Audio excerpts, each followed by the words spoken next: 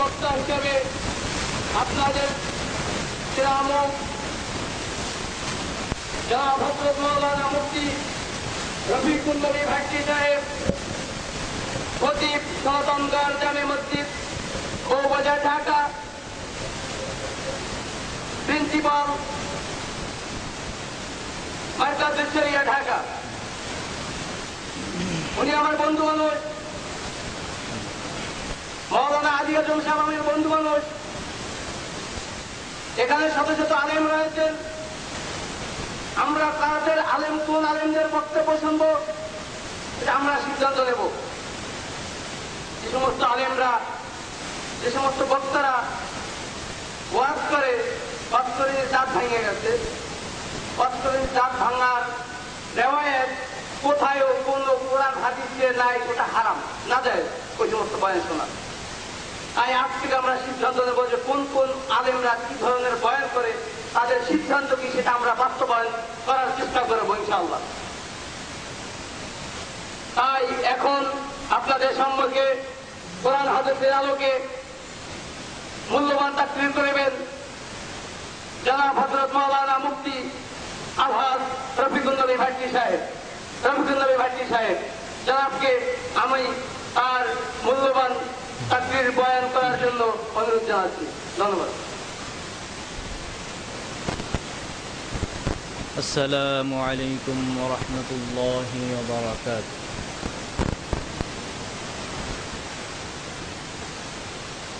আলহামদুলিল্লাহ আলহামদুলিল্লাহি নাহমাদুহু ওয়া নাস্তাঈনুহু ওয়া নাস্তাগফিরুহু ওয়া নু'মিনু বিহি ওয়া নাতাওয়াক্কালু আলাইহি ونعوذ بالله من شرور أنفسنا ومن سيئات أعمالنا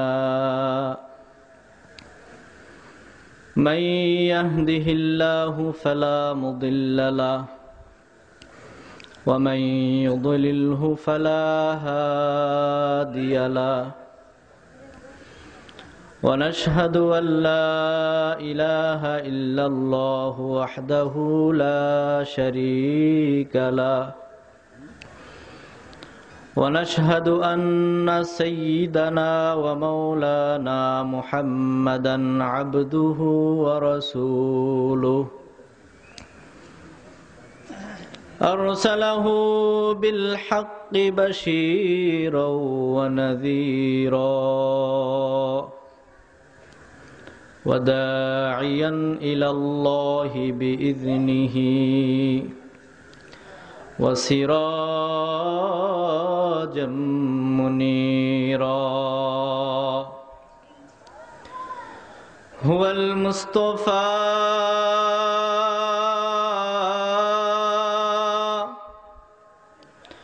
وسيد الورى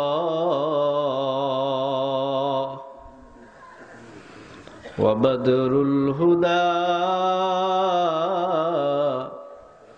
والشمس الهدى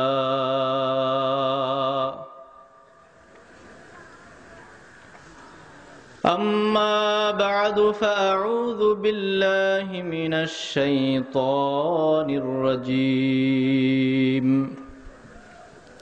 بسم الله الرحمن الرحيم كل نفس بما كسبت رهينة إلا أصحاب اليمين في جنات يتساءلون عن المجرمين ما سلككم في سقر قالوا لم نك من المصلين ولم نك نطعم المسكين وكنا نخوض مع الخائضين وكنا نكذب بيوم الدين حتى أتانا اليقين فما تنفعهم شفاعة الشافعين وقال رسول الله صلى الله عليه وسلم أول ما يحاسب به عبد يوم القيامة الصلاة آمنت بالله صدق الله مولانا العظيم وصدق رسوله النبي الأمي الكريم ونحن على ذلك من الشاهدين والشاكرين والحمد لله رب العالمين الحمد لله আল্লাহ রাব্বুল আলামিনের দরবারে শাহিতে অসংখ্য শুকর ও সুজুদ আদায় করছি, যেই মহান রব্বুল আলামিন আমাদেরকে এই শীতের মধ্যে সমস্ত আরাম আয়েশকে উপেক্ষা করে জান্নাতের আশায় জাহান্নামের থেকে মুক্তির তামান্না নিয়ে উলামায়ে কেরামের সোহবত উঠানোর উদ্দেশ্যে জান্নাতের বাগানে সুন্নতের এই বাজারে কোরআন ও সুন্নাহর কিছু কথা বলা এবং শোনার জন্য যে তৌফিক করে দিলেন, সুযোগ করে দিলেন, এজন্য আমরা অন্তরস্থল থেকে একবার জবানের দ্বারা কালিমাতুত তাহমিদ উচ্চারণ করি, আলহামদুলিল্লাহ। আল্লাহ আমার উস্তাদে মুহতারাম আলহাজ হযরত মাওলানা মুফতি মুঈনুল ইসলাম সাহেবের জবান থেকে গুরুত্বপূর্ণ আলোচনা শুনতেছিলাম। সে আলোচনার পরে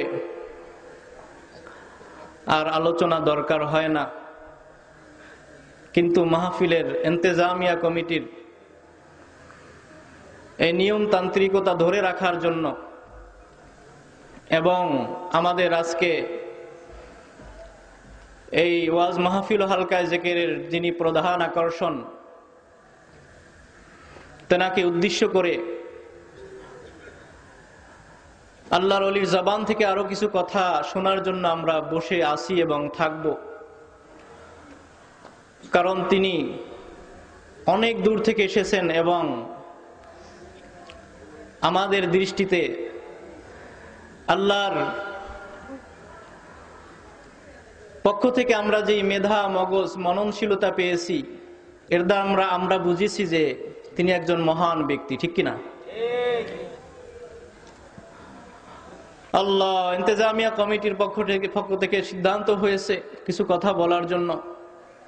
আমার পাশে আমি আমার উস্তাদের পাশে বসা আছি। আমাদের বাগদা মাদ্রাসার হযরত নায়েবে মুহতামিম সাহেব হুজুরের পাশে বসা আছি। হুজুরের থেকে দিলের থেকে দোয়া আসলে আশা করি কিছু কথা বলতে পারবো, কি বলেন? আল্লাহ তাআলা আমাদেরকে কিছু কথা শোনার তৌফিক দান করেন বলে আমিন।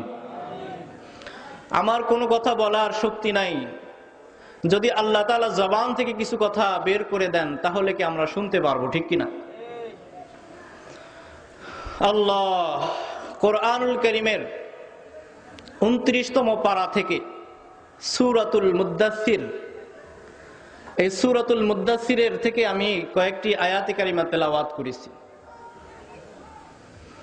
জনাবে মুহাম্মদুর রাসূলুল্লাহ সাল্লাল্লাহু আলাইহি ওয়াসাল্লামের অসংখ্য অগণিত মুখনিসৃত বাণী থেকে আমি ছোট একটি হাদিসের অংশ বিশেষ তেলাওয়াত করেছি।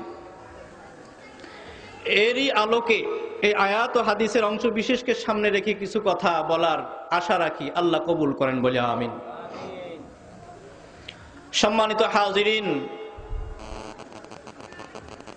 আমরা সকলে মানুষ। আল্লাহ সুবহানাহু ওয়া তাআলা বাবা আদম সফিউল্লাহ থেকে শুরু করে নবী মুহাম্মদুর রাসূলুল্লাহ সাল্লাল্লাহু আলাইহি ওয়াসাল্লাম পর্যন্ত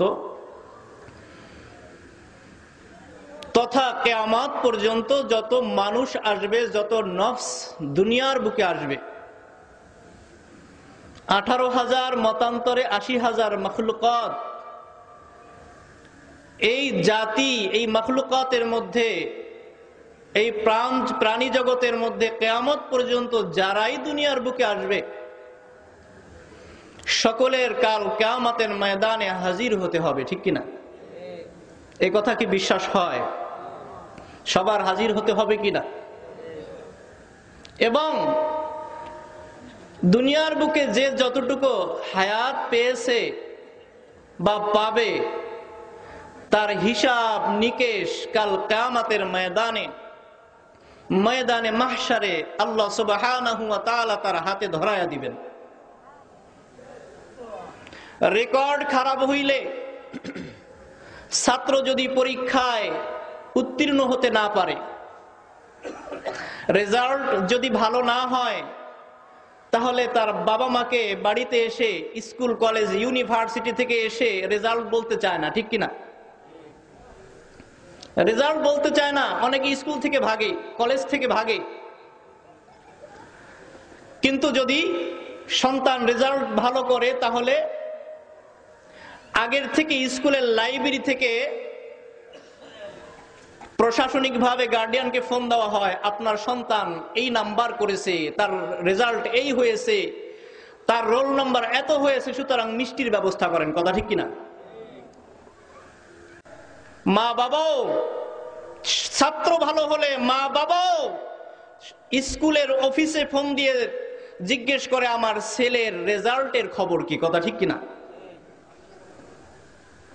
ভালো হলে দুই পক্ষের পক্ষ থেকে একটা রেসপন্স থাকে রেজাল্ট জানার উদ্দেশ্যে, আর খারাপ হলে দুই পক্ষ এটাকে গোপন রাখতে চায়।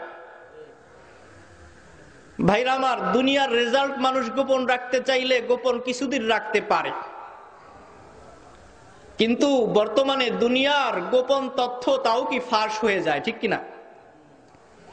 বাংলাদেশের দুদক, দুর্নীতি দমন কমিশন, তারা কি বাংলাদেশে যত আইকন লেভেলের যারা মানুষ আছে তাদের সমস্ত গোপন তথ্য ফাঁস করে দেয়, বা তাদের কাছে রেকর্ড আছে, সময় মতো তারা ফাঁস করে দিতে পারে। আল্লাহ, বিশ্ব নেতা যারা আছে তাদের রেকর্ডও সব জায়গায় আছে, বিশ্ব দরবারে আছে।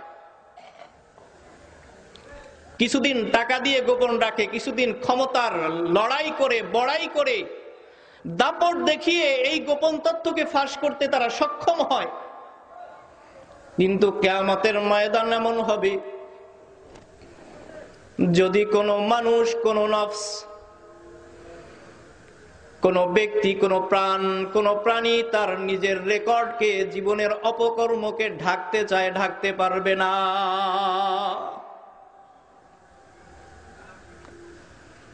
আমার উস্তাদ মুহতারাম আয়াতে কারিমা তেলাওয়াত করে বলে গেছেন, ফামান ইয়ামাল মিসকালা যাররাতিন খায়রান ইয়ারা ওয়া মান ইয়ামাল মিসকালা যাররাতিন শাররান ইয়ারা। নেককার যদি নেক করে, আল্লাহু আকবার, ভালো কাজ করে, তার চোখের সামনে আল্লাহ তাআলা দেখায় দিবেন, বলি সুবহানাল্লাহ। ভালো রেজাল্ট দেখলে যেমন ভাবে সন্তান, ছাত্র নির্বাচনে পাশ করার পরে যেমন ভাবে নেতা তার রেজাল্ট দেখিয়া, ঘোষণা শুনিয়া আনন্দে আনন্দিত হয়, ছাত্র তার রেজাল্ট দেখিয়া যেমন ভাবে আনন্দে উল্লাস করে,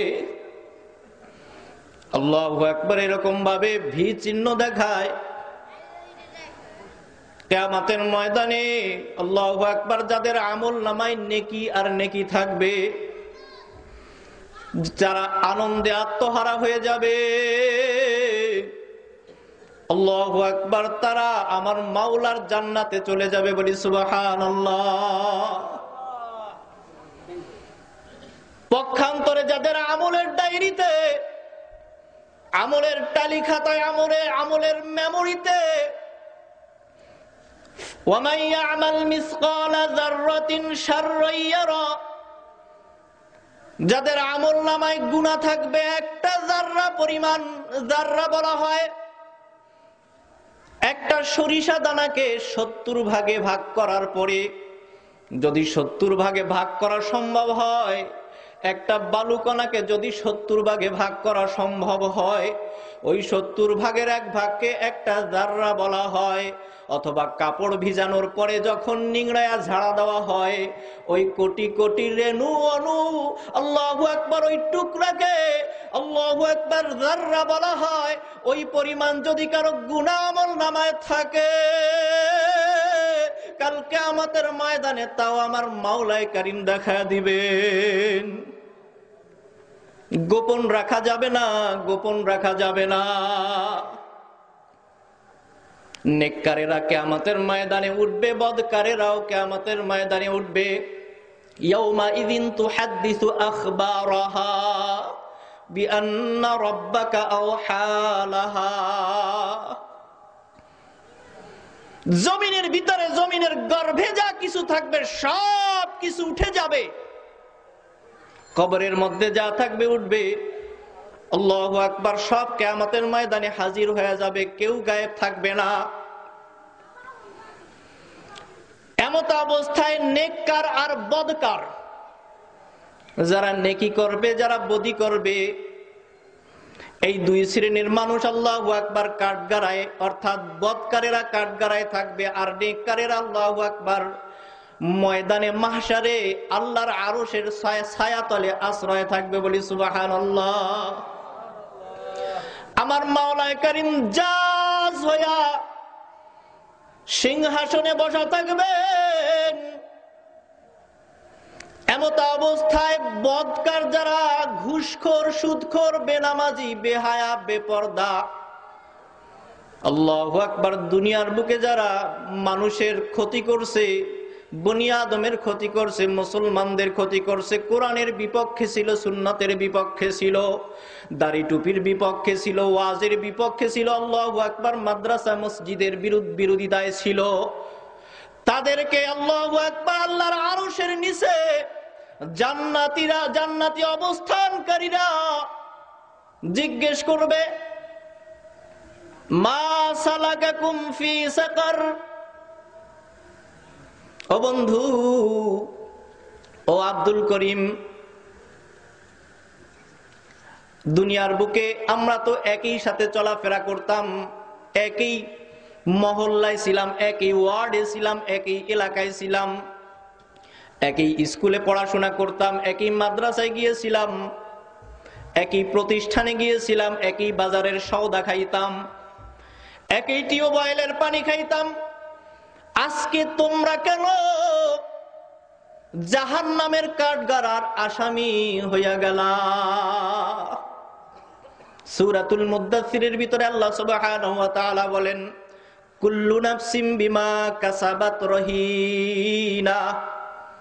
প্রত্যেক নফস, প্রত্যেক ব্যক্তি তার নিজের কৃত কর্মের ফলগুলো তার নজরে দেখতে পাবে, তার কৃত কর্মের ফল তার ভোগ করতে হবে। আল্লাহ সুবহানাহু ওয়া তাআলা অন্য আয়াতে বলেন, যাহারাল ফাসাদু ফিল বাররি ওয়াল বাহরি বিমা কাসাবাত আইদিন নাস। জল ও স্থল ভাগে মানুষ যা কিছু করে, আমরা যা কিছু করি, ভালো মন্দ, আল্লাহু আকবার, সব কিছু আমাদের হাতের কামাই, কথা ঠিক কিনা? যা কিছু দেখি, যা কিছু ভোগ করি না করি, সব আমাদের হাতের কামাই। মাদার গাছ, মান্দার গাছ লাগায় যেমন ভাবে আম খাওয়া যায় না, আপেল খাওয়া যায় না, মান্দার গাছের কাটার খোসা খাইতে হয়, কথা ঠিক কিনা? আপনি যদি দুনিয়ার বুকে নেকির কাজ করেন, আমলের কাজ করেন, নেক আমলের কাজ করেন, তাহলে কাল কিয়ামতের ময়দান আল্লাহু আকবার আপনার জন্য আরামের ময়দান হয়ে যাবে। সূর্যের তাপ আপনার মাথায় লাগবে না, আমার মাথায় লাগবে না।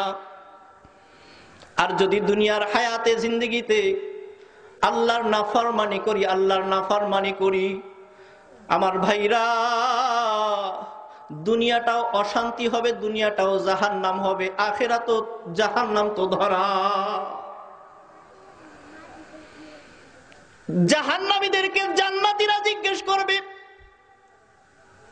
ওদিকে আবার আল্লাহ তাআলা প্রথমে বলেছেন কুল্লু নাফসিন বিমা কাসাবাত রহিনা, প্রত্যেক নফস তার কৃতকর্মের ফল উপভোগ করবে, আস্বাদন করবে, ইল্লা আসহাবাল ইয়ামিন,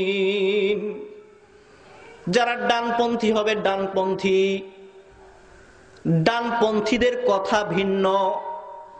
ডানপন্থী কারা? নামাজি হবে যারা, কথা ঠিক কিনা? ডানপন্থী কারা? রোজাদার হবে যারা। ডানপন্থী কারা? পর্দা করবে যারা। ডানপন্থী কারা? মিসকিনদেরকে খানা খাওয়াবে যারা। বলি সুবহানাল্লাহ। ইল্লা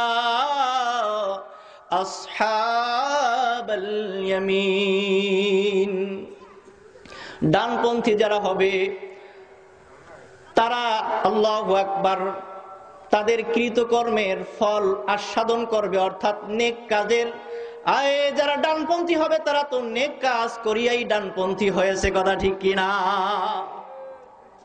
ডানপন্থীদের অবস্থা কেমন হবে? ফি জান্নাতি ইয়াতাসাআলুন,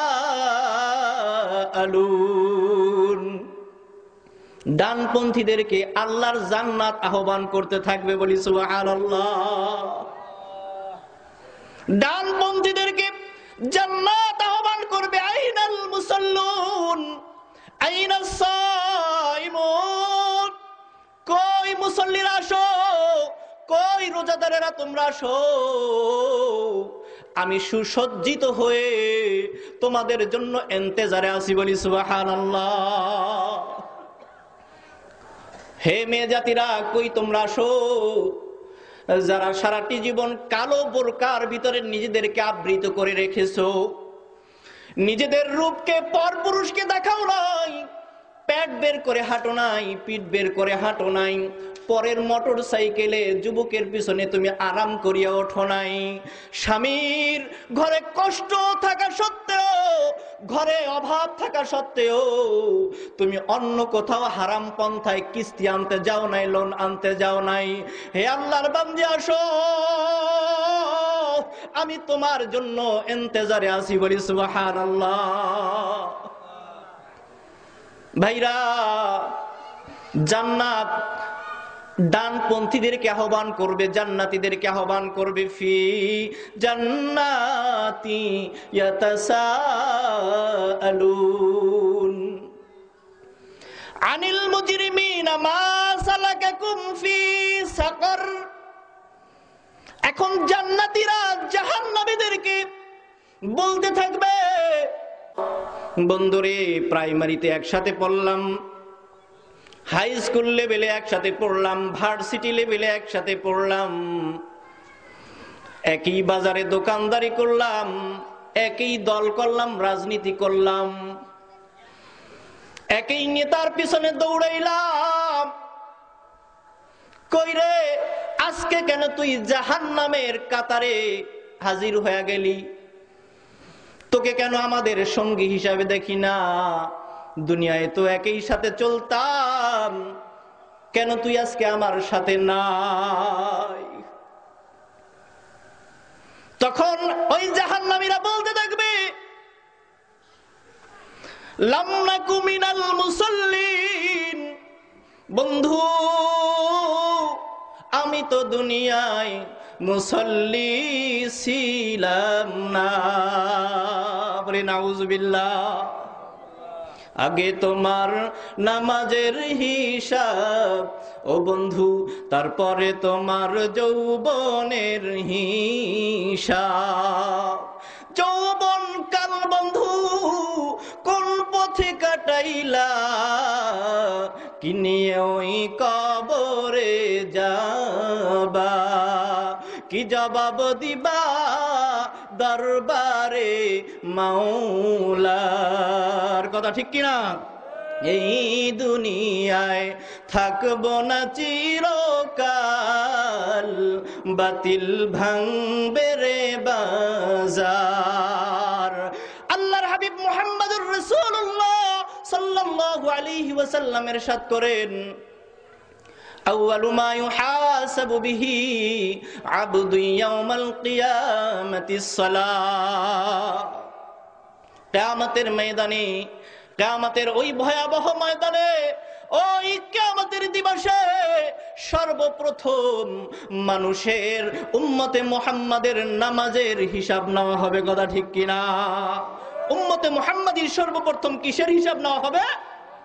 নামাজের, সালাতের হিসাব নেওয়া হবে। সালাত মাকুম সুস্তি নামাজে পঞ্জগানা, ফাওয়াইলুল লিল মুসাল্লিন আল্লাযিনা। ও বন্ধু, ও আমার মা গো, আমার বাবা গো, নামাজের ব্যাপারে অলসতা করিও না। যেই ব্যক্তি আল্লাহু আকবার নামাজকে কায়েম করবে, মান আকামাহা ফাকাদ আকামাদ-দ্বীন, যেই ব্যক্তি নামাজ কায়েম করবে নিজের ব্যক্তি জীবনে, নিজের পারিবারিক জীবনে, নিজের সামাজিক জীবনে, নিজের আল্লাহু আকবার জাতীয় জীবনে, আন্তর্জাতিক জীবন পর্যন্ত যাদের ক্ষমতা থাকবে, প্রত্যেক স্তরে যারা নামাজ প্রতিষ্ঠিত করার চেষ্টা করবে, আল্লাহু আকবার, তারা দ্বীনকেই প্রতিষ্ঠিত করার চেষ্টা করলো। কথা ঠিক কিনা? মান আকামাহা ফাকাদ আকামাদ-দ্বীন ওয়া মান তারাকাহা ফাকাদ তারাকাদ-দ্বীন ওয়া ফি riwayatin ফাকাদ হাদামাদ-দ্বীন।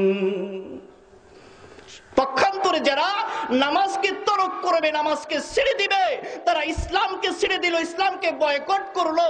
অন্য হাদিসের মধ্যে এসেছে, আল্লাহর হাবিব বলেন যে নামাজি আর বেনামাজির মধ্যে পার্থক্য হইল যে নামাজি হইল মুমিন মুসলমান আর বেনামাজি হইল কাফের। কথা ঠিক কিনা? আমার বন্ধুরা ও আমার যুবক ভাই গো, নামাজ ছাড়া যাবে না। জাহান্নামীরা বলবে, আপনার আমার বন্ধু যারা দুনিয়ায় আজকে নামাজ ছেড়ে দেয়, নামাজীদেরকে দেখলে ভ্রু কুঞ্চন করে, দাড়িওয়ালা টুপিওয়ালাদেরকে দেখলে যাদের কপাল ঘুচে যায়, কপাল কুঁচকে যায়, মনে করবেন তাদের কপাল পুড়ে গেছে। কথা ঠিক কিনা? যাদের আখিরাতে কপাল পুড়ে যাবে, মনে করবেন তাদের দুনিয়ায় কপাল ঘুষায়া যাবে। কথা ঠিক কিনা? যাদের কাছে মাহফিল ভালো লাগবে না, আল্লাহু আকবার, তাদের কাছে বুঝবেন বন্ধু জান্নাতও ভালো লাগে না। হুজুরদেরকে দেখলে যাদের ভালো লাগে না, মনে করবেন ওর মধ্যে জান্নাতের মোহাব্বত নাই, আল্লাহর মোহাব্বত নাই। তেমনি ভাবে জাহান্নামী বলতে থাকবে, লাম নাকু মিনাল মুসাল্লিন, আমরা তো মুসল্লি ছিলাম না। মুসল্লি কাকে বলে? যে টাকা নিয়ে সল্লি বল্লি করে তাকে মুসল্লি বলে। কাকে মুসল্লি বলে? নামাজে পড়ে না তাকে মুসল্লি বলে। কাকে মুসল্লি বলে? জোরে মাশাআল্লাহ। যারা নামাজ পড়ে তাদেরকে মুসল্লি বলে, যারা নামাজ পড়ে না তাদেরকে মুসল্লি বলে না। জাহান্নামীরা বলবে, আমরা মুসল্লি ছিলাম না, এই কারণে আমরা জান্নাতে যাইতে পারতেছি না। আর সালাত হলো নামাজ, নামাজ হলো জান্নাতের চাবি। কথা ঠিক কিনা?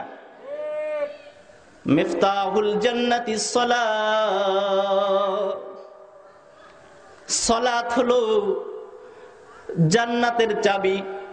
যে নামাজ পড়বে না, আল্লাহু আকবার, জান্নাতের চাবি তার কাছে থাকবে না। কথা ঠিক কিনা? যে নামাজ পড়বে জান্নাতের দরওয়াজায় যাওয়ার সাথে সাথে আল্লাহু আকবার। গেটে গেলে যেমন ভাবে ওই যে গেট গ্লাস দুই দিকে সরে যায়, আল্লাহর জান্নাতের দরওয়াজা তার জন্য খুলে যাবে, বলি সুবহানাল্লাহ। ম্যাগনেট রাডার জাতীয় যে গ্লাস আছে গেটে লাগানো, গেট খোলা লাগে না, দারোয়ানও দাঁড়ায় না, বরং সেখানে গেলে গেট যেমন ভাবে খুলে যায়, এটা তো দুনিয়ার একটা মেসাল, উদাহরণ মাত্র। জান্নাতি নামাজি ব্যক্তি যখন জান্নাতের গেটে যাবে, দরওয়াজায় যাবে, জান্নাতের দরওয়াজা খুলে যাবে, বলি সুবহানাল্লাহ। সবাই একটু নামাজের ব্যাপারে প্রতিজ্ঞাবদ্ধ হইতে পারবো তো ইনশাআল্লাহ? সবাই একটু হাত উঠাই, নারায়ে তাকবীর। একটু স্লোগান দেব, 5 ওয়াক্ত নামাজ পড়বই পড়ব।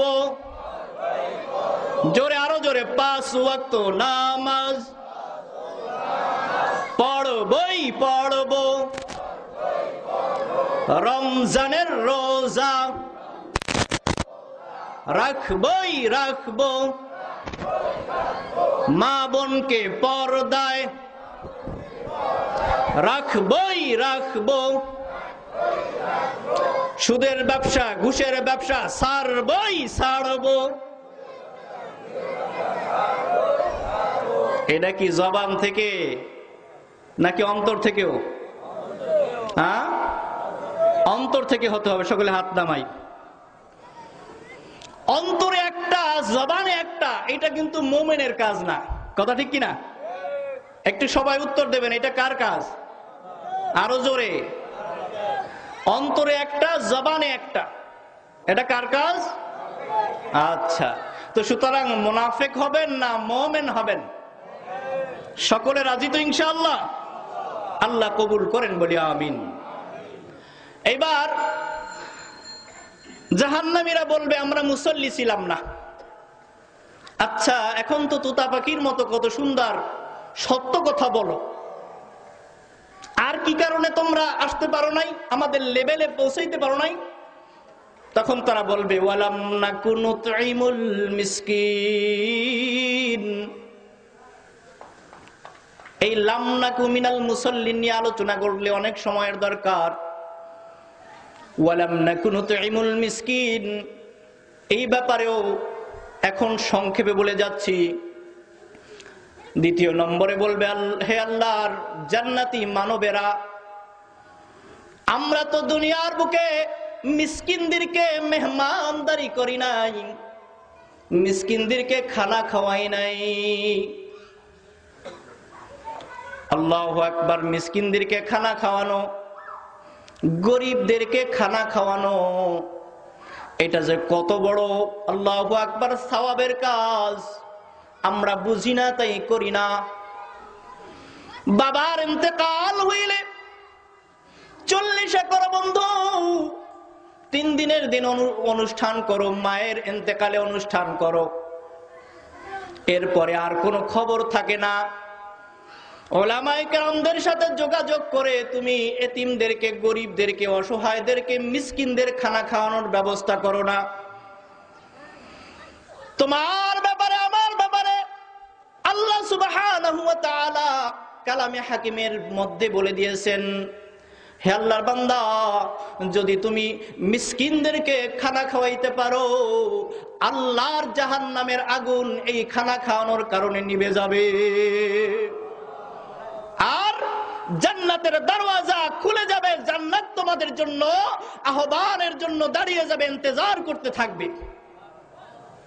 ওয়ালাম নাকু নুতঈমুল মিসকিন, মিসকিনকে খানা খাওয়াই নাই।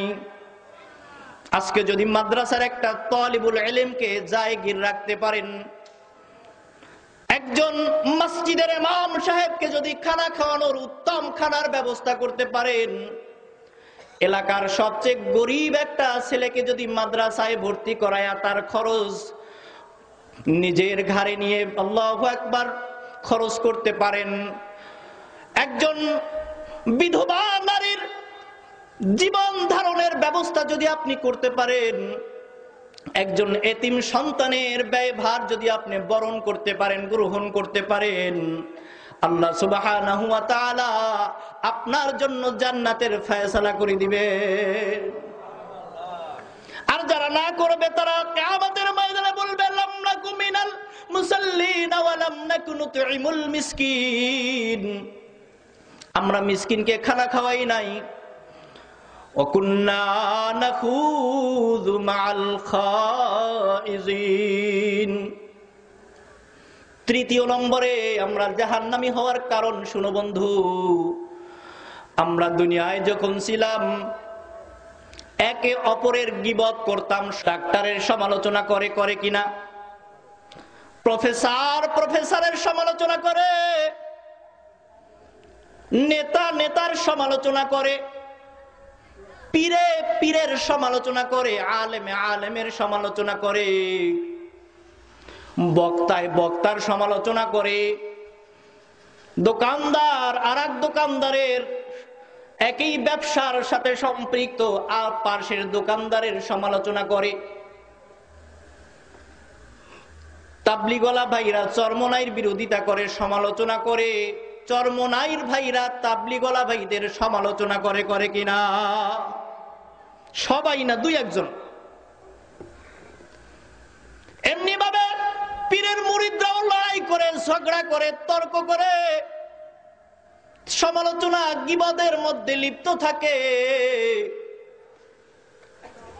পীরের মুরিদ হওয়া সহজ, তাবলীগের চিল্লাকাশি করা সহজ, কিন্তু ভাইরা মুসলমান হওয়া বড় কঠিন। কথা ঠিক কিনা? আল্লাহর কুতুব চরমনাইর মরহুম ফজলুল করিম রাহমাতুল্লাহি আলাইহি বলে গেছেন, তু আলেম সুদি, তু পীর সুদি, তু শায়েখ সুদি, ওয়ালাকিন তু মুসলমান সুদি। তুমি আলেম হইতে পারো, মুফতি হইতে পারো, পীর হইতে পারো, বুজুর্গ হইতে পারো, প্রফেসর হইতে পারো, ইঞ্জিনিয়ার হতে পারো, ডাক্তার হতে পারো, দার্শনিক হতে পারো, বিজ্ঞানী হতে পারো, কিন্তু জেনে রাখো মুসলমান হতে পারো নাই। মুসলমান হওয়া বড় কঠিন। কথা ঠিক কিনা? আল ইসলামু গারদান নিহাদান বাতাদ। মুসলমান কাকে বলে? যেই ব্যক্তি ইসলামের রজ্জুকে, ইসলামের মধ্যে নিজের জীবনের সর্বস্বকে বিলীন করে দেয়, আত্মসমর্পণ করে, তাকেই মুসলমান বলে। কথা ঠিক কিনা? মুসলমানি বুয়াদ গারদান নিহাদান ইনানে খুদ বাদুস্ত খাজাদাদান। মুসলমানি অর্থ নিজের আমিত্ব, অস্তিত্ব, কর্তৃত্ব, নেতৃত্ব, বড়ত্ব, সর্বস্ব, নিজের শিক্ষা, বিদ্যা, সব কিছুকে ইসলামের খাতিরে সুপর্দ করে দেওয়া, আল্লাহু আকবার, কোরবান করে দেওয়া। ইসলাম বাস্তবায়নের জন্য, মুসলমান হওয়ার জন্য সব কিছু নিয়ে ঝাঁপিয়ে পড়ার নাম হইল মুসলমানি। কথা ঠিক কিনা? এর নাম হইল মুসলমানি। আজকে আপনি আমি মসজিদে গিয়ে নামাজের সময় মুসলমান, হালকায় জিকিরে গিয়ে আল্লাহু আকবার মুসলমান, দাওয়াত ও তাবলীগে চিল্লায় গিয়ে মুসলমান, কিন্তু ব্যবসার ক্ষেত্রে দোকানে বসলে আর মুসলমান থাকি না। কথা ঠিক কিনা? অফিসে বসলে আর মুসলমানিত্ব থাকে না, পার্লামেন্টে বসলে আর মুসলমানিত্বের কথা মনে থাকে না, ইসলামের কথা মনে থাকে না। জেনে রাখবেন, যতদিন ইসলাম পছন্দ না করবেন, আল্লাহু আকবার, অন্তর তো দূরের কথা, আল্লাহু আকবার, দিলের মধ্যে শান্তি আসবে না, এমনকি রাষ্ট্রের মধ্যেও শান্তি পাবেন না। কথা ঠিক কিনা? এক বড় লোক, প্রভাবশালী, প্রতাপশালী, কোটিপতি, মেয়ের নাম হইল শান্তি। কি নাম? জোরে বলি, মেয়ের নাম কি? আর তার ড্রাইভারের নাম হইল ইসলাম। কি নাম? মেয়েকে যেই গাড়িতে করে ড্রাইভার কলেজে নিয়ে যায়, ওই ড্রাইভারের নাম হইল ইসলাম। আর আদরের কলিজার টুকরা মেয়ের নাম রেখেছে শান্তি। তো ম্যাচিউরড মেয়েকে কলেজে প্রতিদিন নিয়ে যায়, ভার্সিটিতে নিয়ে যায়, একদিন, 2 দিন, 3 দিন, 4 দিন, 5 দিন, 6 দিন। এক সময় চলতে ফিরতে দেখা যায় ড্রাইভারের সাথে কোটিপতির মেয়ের প্রেম হয়ে গেছে, সম্পর্ক হয়ে গেছে। এখন দুইজনে সিদ্ধান্ত নিল, কোটিপতির মেয়ে শান্তি বলতেছে, তুমি একজন ড্রাইভার মাত্র, আমার বাবার এক প্রকারের গোলাম চাকর, কিন্তু তোমার বডি ফিটনেস, বডি ল্যাঙ্গুয়েজ দেখে আমি তো পাগল, আমিও তোমাকে ভালোবেসে ফেলেছি, তুমিও আমাকে ভালোবেসে ফেলেছো। এখন আমরা যদি দুইজন বিবাহ করি, আমার বাবাকে জানাই, তুমি যদি তোমার গার্ডিয়ানকে জানাও, সমাজ মেনে নেবে না, তোমার ফ্যামিলি মেনে নিলেও আমার বাবা মা মেনে নিবে না। সুতরাং কি করা যায়? দুইজন পরামর্শ করলো যে চলো আমরা এলাকা ছেড়ে, দেশ ছেড়ে চলে যাই, এলাকা ছেড়ে চলে যাই। দুইজন পরামর্শ করে সিদ্ধান্ত নিল, একদিন কলেজের কথা বলে বের হয়ে তারা উধাও হয়ে গেল। সন্ধ্যা ঘনিয়ে এসেছে, ইসলামেরও খবর নাই, শান্তিরও খবর নাই। ইসলামেরও খবর নাই, শান্তিরও খবর নাই। আজীব গরিব ব্যাপার। এখন শান্তির বাবা চতুর্দিকে ফোন দেয়, থানায় ফোন দেয়, জেলায় ফোন দেয়, পরিচিত যত লিডারশিপ নেতা আছে তাদের কাছে ফোন দেয়, এমপির কাছে ফোন দেয়। আগে চেয়ারম্যানের কাছে ফোন দিছে, এই তোমার ঘরে আমার শান্তি আছে? কয় না, আমার ঘরে তো শান্তি নাই। এমপির কাছে ফোন দিছে, এই তোমার ঘরে শান্তি আছে? কয় না, আমার ঘরে তো শান্তি নাই। মন্ত্রীর কাছে ফোন দিছে, হ্যালো বস, আপনার ঘরে কি শান্তি আছে? কয় না, আমার ঘরে তো শান্তি নাই। একে একে প্রাইম মিনিস্টার পর্যন্ত ফোন গেছে, কোথাও শান্তির খবর নাই। কয় শান্তি নাই, তার কারণ কি? কয় শান্তি তো একা একা কোথাও যাইতে পারে না, খোঁজ নাও ইসলাম কোথায় আছে। ইসলাম কোথায় আছে? ইসলাম যেখানে আছে শান্তিও সেইখানে আছে। কারণ ইসলামের সাথে সকালবেলা শান্তি বের হয়, আবার বিকেল বেলা ইসলামের শান্তি, ইসলামকে নিয়ে শান্তি, শান্তিকে নিয়ে ইসলাম, দুইজন আবার ঘরে ফিরে আসে। দেখো ইসলাম কোথায় আছে, ইসলাম ছাড়া শান্তি পাবা না। তখন ইসলামের মোবাইলও বন্ধ, শান্তির মোবাইলও বন্ধ। কারণ আল্লাহর এই বান্দার যখন বুঝছিল তখন বুঝে নাই, কথা ঠিক কিনা? সময় যখন ছিল তখন বুঝে নাই।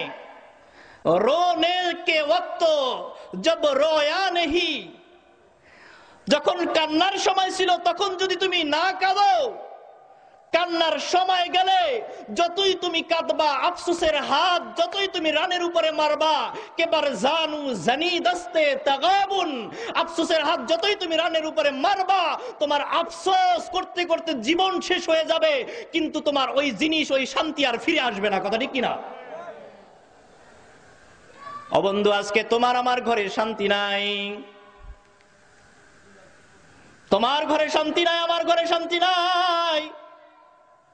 ব্যক্তি জীবন থেকে শুরু করে আন্তর্জাতিক পর্যন্ত কোথাও শান্তি নাই। তার কারণ হইল ব্যক্তি জীবন থেকে শুরু করে পারিবারিক জীবন, সামাজিক জীবন, রাষ্ট্রীয় জীবন, আন্তর্জাতিক জীবন পর্যন্ত ইসলামকে তুমি কাজে লাগাও নাই, কথা ঠিক কিনা? এবার হঠাৎ আননোন নাম্বার থেকে ফোন আসলো, শুনতেছে মেয়ের কণ্ঠ, বলতেছে মা, মা তুই কোথায়? বলতেছে বাবা, আমি বুঝতে পেরেছি তোমার সার্বিক অ্যাটিটিউডের মাধ্যমে আমি জানতে পারলাম, বুঝতে পারলাম তুমি ইসলাম চাও না, ইসলাম চাও না। ইসলাম হইল গরিবের ঘরের মানুষ, গরিবের ঘরের সন্তান। এই জন্য তুমি ইসলামকে পছন্দ করো না। ইসলামকে যেহেতু তুমি পছন্দ করো না, সেহেতু আমি শান্তি তোমার ঘরে চিরস্থায়ী থাকতে পারবো না। আমি সিদ্ধান্ত নিলাম, যেই ঘরে ইসলাম না থাকবে সেই ঘরে আমি শান্তি থাকবো না। ইসলামের ঘর যেটাই হবে, ইসলামের আল্লাহু আকবার জীবন ধারণ যেখানে হবে, আমি শান্তি ও ইসলামের সাথে একে অপরের সাথে ওতপ্রোতভাবে জড়িত থাকবো, বলি সুবহানাল্লাহ। এবার কয় বাবা আমি এখন ইসলামের সাথে আছি। কার সাথে? ইসলাম গরিবের ঘরের সন্তান। বাদা আল ইসলামু গরিবান, আল্লাহর নবী মুহাম্মদুর রাসূলুল্লাহ সাল্লাল্লাহু আলাইহি ওয়াসাল্লাম বলেন, ইসলাম তো গরিবী হালাতে মদিনার থেকে, ওই পশ্চিম দিক থেকে আমাদের পর্যন্ত এসেছে গরিবের হালাতে। গরিবের দ্বারা উদ্দেশ্য হলো, ইসলামের প্রথম অবস্থায় মুসলমানদের সংখ্যা কম ছিল, কথা ঠিক কিনা? টাকা ছিল না, পয়সা ছিল না, প্রভাব প্রতিপত্তি ছিল না। কিন্তু আজকে আল্লাহু আকবার, ইসলাম শক্তিশালী হয়েছে। ইসলাম আল্লাহু আকবার গরিবী হালাত থেকে আজকে পূর্ণাঙ্গতায় পৌঁছেছে, কিয়ামত পর্যন্ত পূর্ণাঙ্গ হয়ে থাকবে। যারা এই ইসলামকে পছন্দ করবে, ওই শুরু জামানার কথা ভুলে আল্লাহ তাআলা তার ঘরে এই ইসলামের ওসিলায় শান্তি ঢুকায়া দিবেন, বলি সুবহানাল্লাহ। ইসলামকে মেনে নিতে পারবো তো ইনশাআল্লাহ? তারা সবাই বলে, মাগো কি হইলে তুই আমার ঘরে আসবি বল? আমার তো আর কোনো ছেলে নাই, আর কোনো দ্বিতীয় মেয়ে নাই, একমাত্র তুই আমার কলিজার টুকরা কন্যা সন্তান শান্তি। মেয়ে কয়, বাবা যদি তুমি ইসলামকে মেনে নিতে পারো, যদি তুমি আমার প্রাণের স্পন্দন ইসলামকে, আমার ভালোবাসাকে যদি তুমি বরণ করতেই পারো, তাহলে আমি শান্তি তোমার ঘরে শান্তির আল্লাহু আকবার ঠিকানা হয়ে ঢুকব। বাবা এইবার ঢুস খায়া হুশ হইছে, গাদায় পানি ঘোলায় এবার খায়।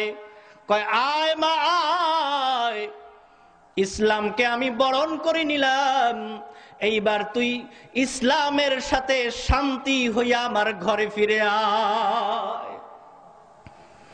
আমার বন্ধুরা, ইসলাম যদি আমি আপনার আমার এই কলবের মধ্যে ঢুকাইতে পারি, তাহলে সমাজ নষ্ট হইলেও আপনার আমার কলব অন্তর সুস্থ থাকবে, ভালো থাকবে, শীতল থাকবে, কথা ঠিক কিনা?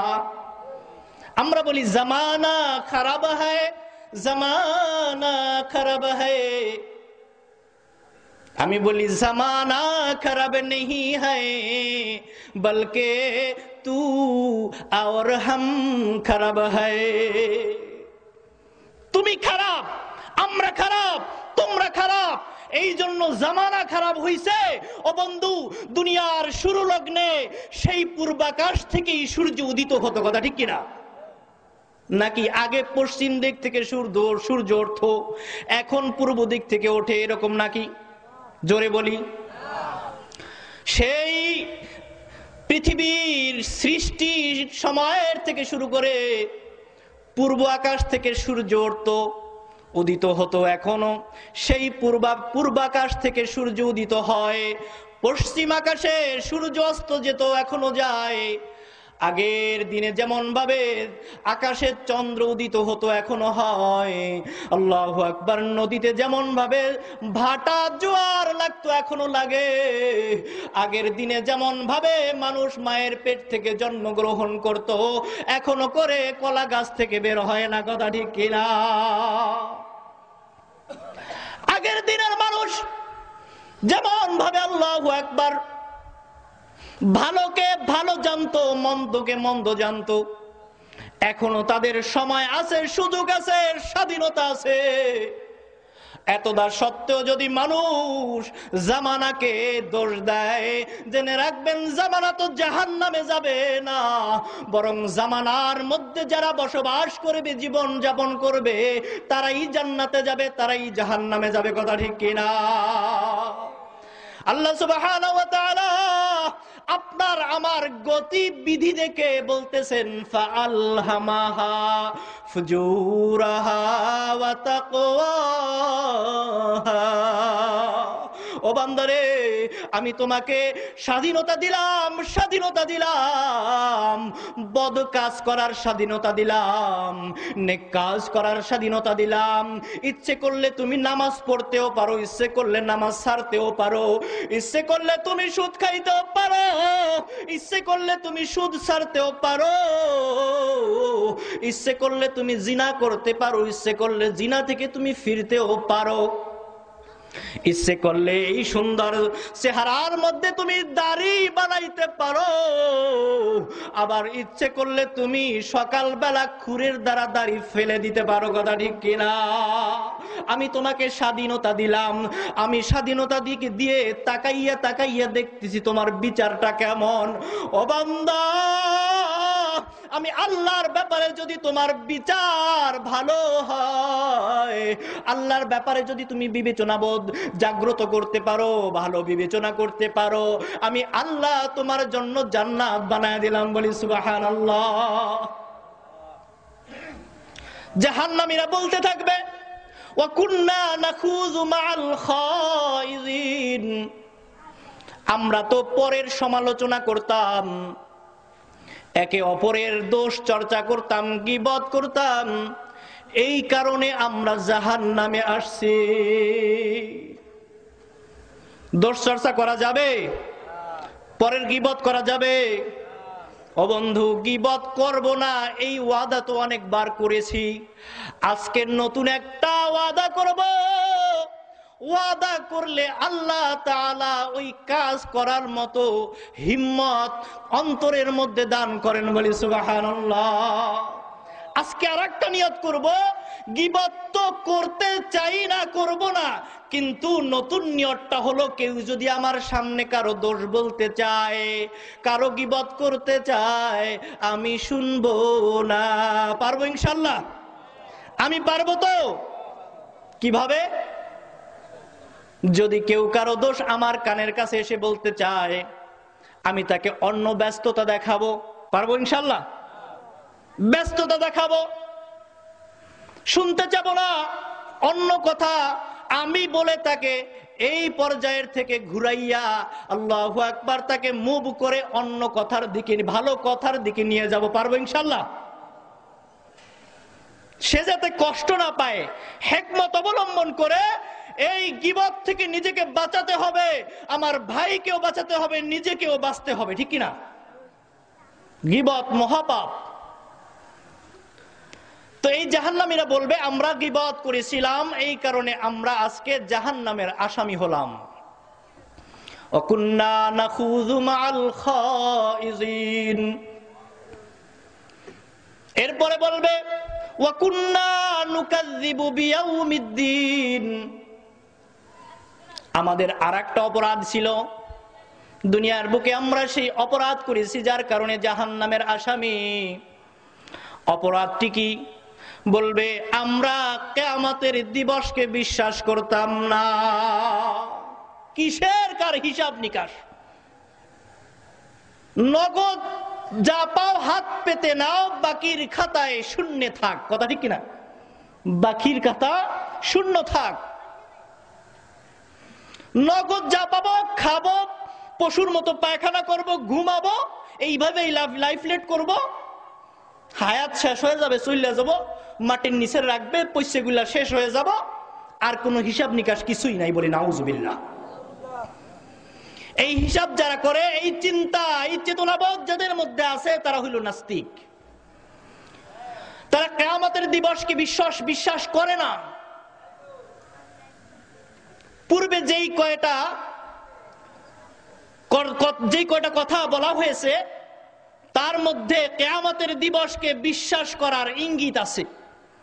ও বন্ধু, যারা কিয়ামতের দিবস, হিসাব নিকাশকে বিশ্বাস করে না, দেখবেন তারাই নামাজ পড়ে না। কথা ঠিক কিনা? কিয়ামতের দিবসকে বিশ্বাস করি না, করতাম না, এই কারণে নামাজ পড়তাম না। কিয়ামতের দিবসকে বিশ্বাস করতাম না, এই কারণে এতিমকে, অসহায়কে, মিসকিনকে খানা খাওয়াতাম না। কিয়ামতকে বিশ্বাস করতাম না, এই কারণে পরের দোষ চর্চা করতাম। কিয়ামতকে বিশ্বাস করতাম না, হালাল হারামকে বাজ বিচার করতাম না। বলি নাউজুবিল্লাহ।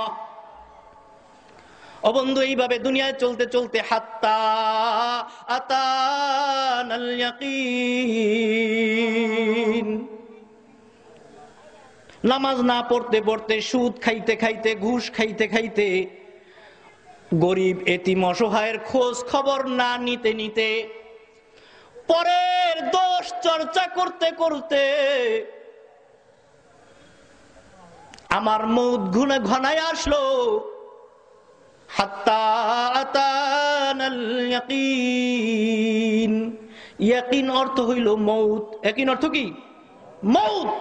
মউতকে কেন ইয়াকিন বলা হইল?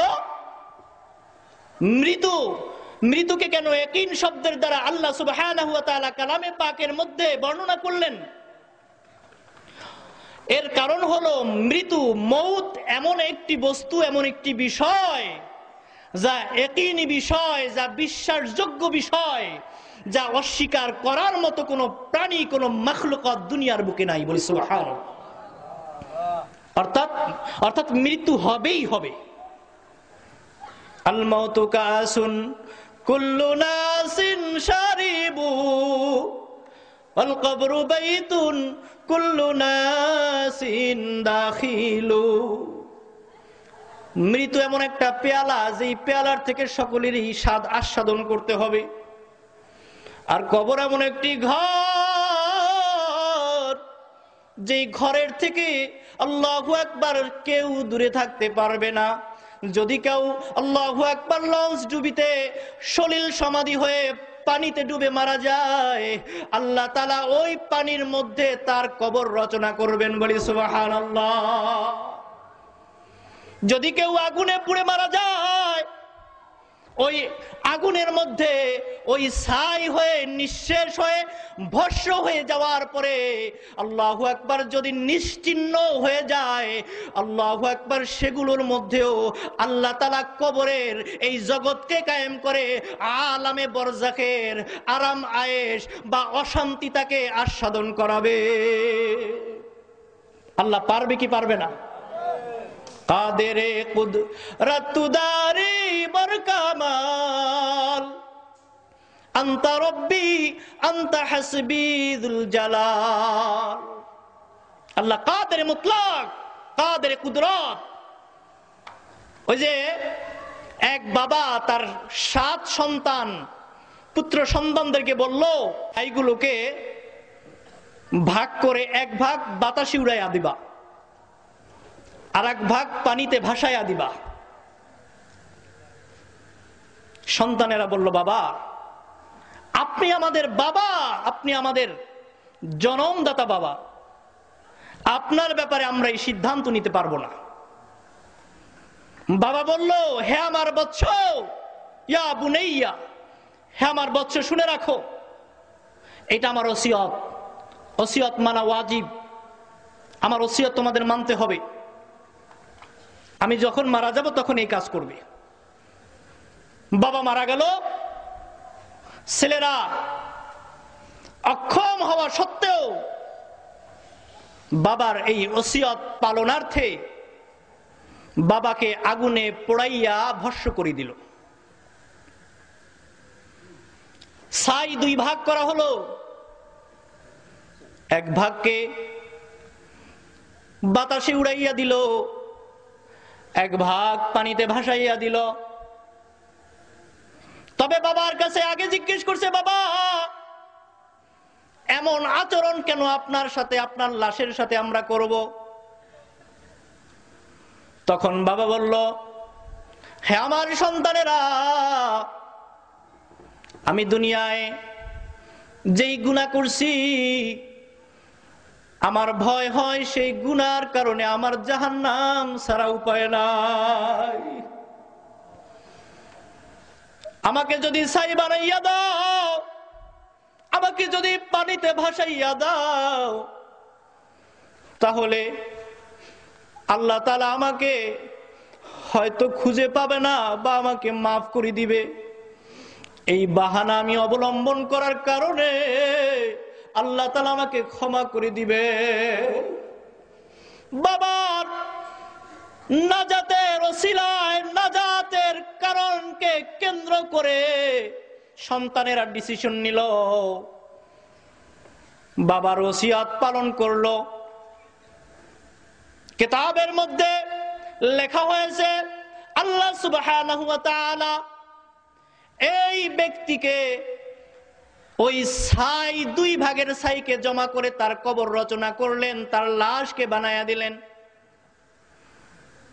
3.5 হাত বডির যেই বডি স্ট্রাকচার আমার মাওলায় তৈরি করলেন, বান্দাকে জিজ্ঞেস করলেন, বান্দা আমি তো ইন্নাল্লাহ আলা কুল্লি শাইইন কাদির, প্রত্যেক ক্ষমতা, সমস্ত ক্ষমতার উৎসই হইলাম আমি আল্লাহ। তুমি কেন এই সিদ্ধান্ত নিলা?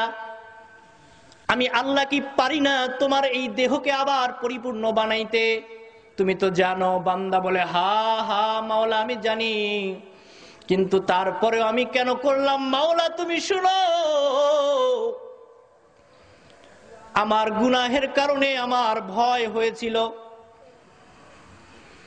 এই গুনাহের কারণে আমার জাহান্নাম ছাড়া উপায় নাই, উপায় নাই। তুমি আমাকে মাফ করে দিবে সেরকম কোন আমল আমার নামায় আমালে নাই। যদি আমার লাশকে ছাই বানাইয়া দুই ভাগ করে নদীতে ভাসানো হয়, যদি বাতাসে উড়াইয়া দেওয়া হয়, আমার হদিস থাকবে না। জাহান্নামের আগুনের ভয়ে আয় আল্লাহ আমি এই সিদ্ধান্ত গ্রহণ করেছি, এই ওসিলায় যদি তুমি আমাকে মাফ করে দাও আমার নসিব বড় ভালো। আল্লাহ সুবহানাহু ওয়া তাআলা বললেন, বান্দা ও বান্দা, মৃত্যুর আগে যেহেতু তুমি এই ডিসিশন নিছো, আমি ওই ডিসিশনকে তাওবা হিসাবে কবুল করে নিলাম।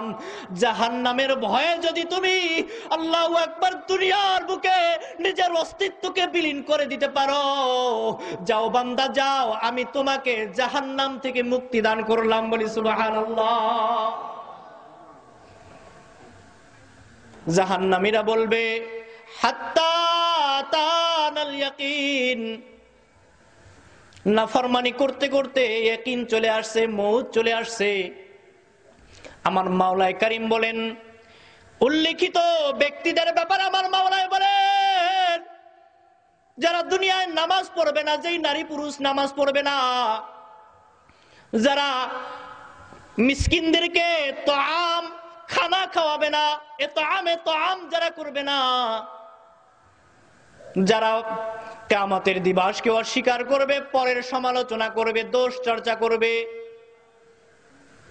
এদের ব্যাপারে আমার মাওলা বলেন, ফামা তানফাউহুম শাফাআতুশ শাফিঈন। আল্লাহ তাআলা তাদের ব্যাপারে কোন সুপারিশকারীদের সুপারিশও কবুল করবে না। কঠিন ব্যাপার। নামাজ পড়বেন না, পীর সাহেবের দোহাই দিয়া চলবেন, নামাজ পড়বেন না, মুফতি সাহেবের দোহাই দিয়া চলবেন, নামাজ পড়বেন না, দলের নেতার দোহাই দিয়া চলবেন। বন্ধু, এতিমের হক নষ্ট করবেন, আল্লাহু আকবার, নিজের ক্রেডিট প্রভাব প্রতিপত্তির দোহাই দিয়ে চলবেন, লাভ হবে না, লাভ হবে না। মাওলানা কারীম বলেন ফামা তানফাউহুম শাফাআতুশ শাফিঈন, সুপারিশকারীদের কোন সুপারিশ আল্লাহ তাআলা কবুল করবেন না। তবে আলেমরা সুপারিশ করলে মানুষদেরকে জান্নাতে নিতে পারবে, বলি সুবহানাল্লাহ। হাফেজ সাপরা সুপারিশ করে আল্লাহু আকবার তার ফ্যামিলির লোক, বন্ধু বান্ধবদেরকে, তার জাগিরওয়ালাকে জান্নাতে নিয়ে যাইতে পারবে। আলেম আল্লাহু আকবার সুপারিশ করে, আলেম সুপারিশ করে তার রিলেটেড যারা আছে, বন্ধু বান্ধব যারা আছে, তাদেরকে জান্নাতে নিতে পারবে। আল্লাহু আকবার। বন্ধু, একজন হাফেজ সে যত আয়াত তেলাওয়াত করবে জান্নাতের মধ্যে, জান্নাতের তত লেভেলে সে উঠতে থাকবে, বলি সুবহানাল্লাহ। কমপক্ষে 70 জনকে সে জান্নাতে সুপারিশ করে নিয়ে যেতে পারবে। এরপরে এক একজন হাফেজ সাহেবের পাওয়ার এক এক রকম থাকবে। যারা গবেষক আলেম হবে, ফকিহ আলেম হবে, তারা আরো বেশি তার রিলেটেড আত্মীয় স্বজনদেরকে জান্নাতে নিয়ে যেতে পারবে। তবে বন্ধু, কথা হলো তোমার আমার আমল নামায় নেকি থাকতে হবে, নামাজ থাকতে হবে, রোজা থাকতে হবে। আল্লাহু আকবার। হজ যদি আমার মাওলায় তোমার উপরে ফরজ করে, হজের আমল থাকতে হবে।